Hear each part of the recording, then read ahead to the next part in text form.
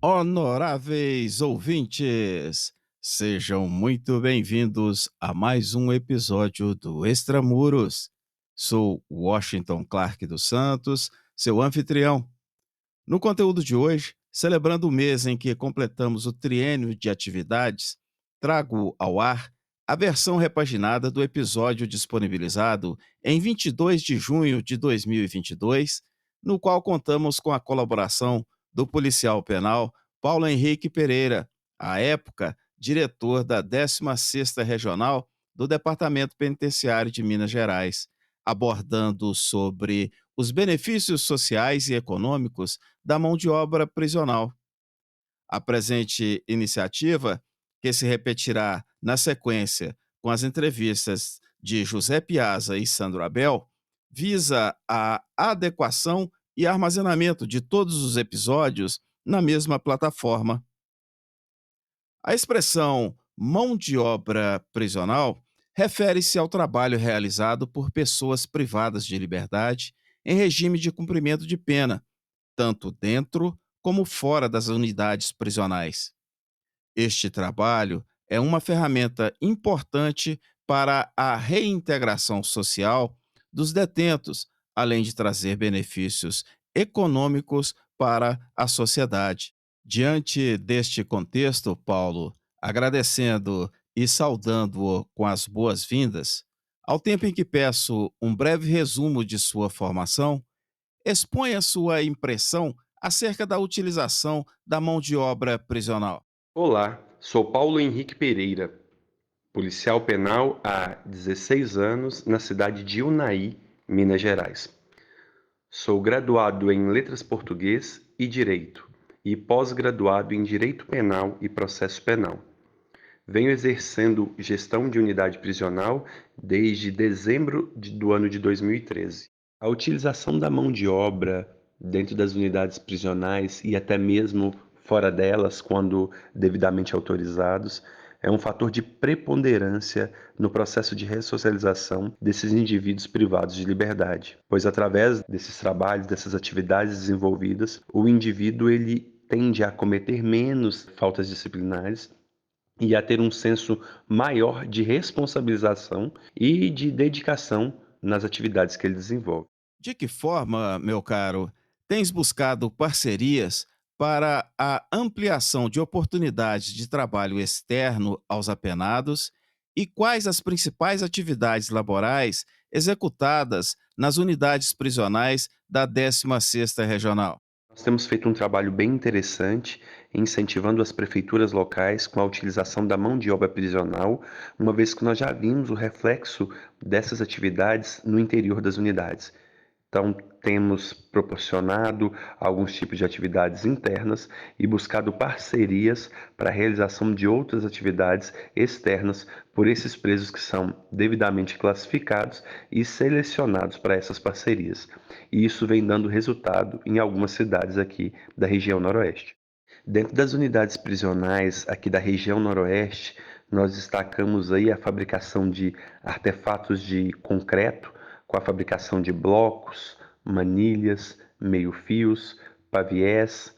Temos também a marcenaria, na qual a gente produz móveis, reformamos alguns outros utilizados nas unidades prisionais e até mesmo fabricamos brinquedos para doações a entidades beneficentes.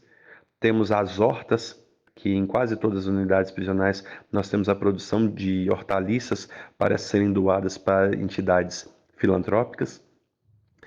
A questão com o artesanato, no qual são produzidos por IPLs também devidamente classificados no interior das unidades prisionais. A fabricação de uniformes e máscaras descartáveis ou máscaras de tecido para utilização no período da pandemia e também as parcerias externas com a prefeitura, como é no caso aqui de Unai, no qual os presos são alocados em várias frentes de trabalho, como limpeza da cidade, reforma de praças, construção de pontes, reformas de postos de saúde, dentre outros mais. Qual a sua percepção sobre a relação entre a inclusão social, a reinserção social da pessoa privada de liberdade e a redução de custos para o empresário que contrata a mão de obra prisional. Tanto para empresas públicas como privadas, a inserção da mão de obra do preso, ela é muito vantajosa, uma vez que esse empresário ele pode pagar apenas 3/4 do salário mínimo.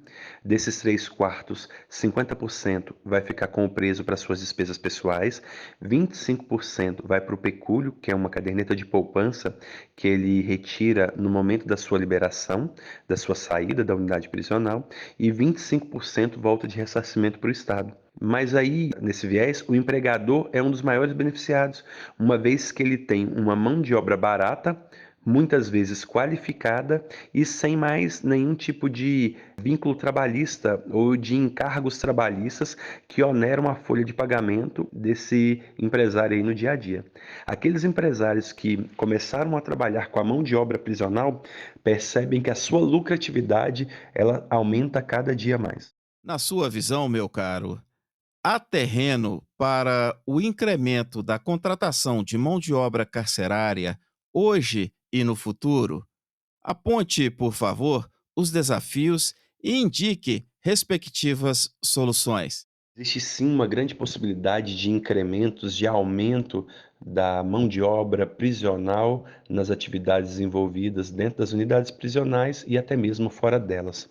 O que falta às vezes é uma boa divulgação, infraestrutura para o desenvolvimento dessas parcerias e até mesmo uma melhor qualificação da mão de obra prisional. Tudo isso a gente tem que aliar também a um reforço do pessoal dos policiais penais, assim como dos analistas e técnicos que atuam nas unidades prisionais. Porque sem a presença desses policiais para reforçar a segurança e sem a presença dos analistas para humanizarem a pena e realizarem a classificação desses indivíduos, torna-se dificultoso e até mesmo impossível de aumentar e trabalhar ainda mais com essa mão de obra prisional. Entendes como relevante a inclusão do preso e do egresso no mercado de trabalho? Quais os benefícios para a segurança pública? A inclusão desses indivíduos no mercado de trabalho, ela só vem a agregar tanto para a unidade prisional, como para o indivíduo privado de liberdade, para a empresa e para a segurança pública de uma forma em geral, uma vez que todos ganham com a inserção desse indivíduo nas empresas e nas parcerias existentes. Na sua opinião, como o incremento de atividades laborais pode trazer benefício direto à unidade prisional e a seus servidores? Entendo que a utilização da mão de obra prisional, como eu já disse anteriormente, traz reflexos positivos para todos os envolvidos. Mas acredito que deveria ser viabilizados alguns projetos de lei que buscassem destinar parte desses recursos para a manutenção e melhoria das unidades prisionais, visando assim inserir cada vez mais todos os atores dentro desse processo e demonstrando que esse trabalho é ainda mais benéfico para as forças da segurança, no caso a Polícia Penal, e os servidores técnicos das unidades prisionais, pois o trabalho do preso refletiria também num melhor trabalho desenvolvido dentro das unidades por todos aqueles atores da execução penal. Meu irmão, marchando para o final de nossa conversa, o parabenizo pela jornada e condução de tão relevantes projetos. A ti e aos amigos da Regional, meus agradecimentos pelo apoio, carinho e hospitalidade de sempre. Deixo este espaço para suas considerações finais. Fraterno abraço. Foi um prazer estar aqui com vocês, trazendo um pouco das informações e das percepções que nós temos do sistema prisional na região Noroeste, assim como no estado de Minas Gerais, e nos colocamos à disposição para maiores esclarecimentos e contribuições. Um forte abraço a todos. Honoráveis ouvintes, este foi mais um episódio do Extramuros. Sou Washington Clark dos Santos, seu anfitrião.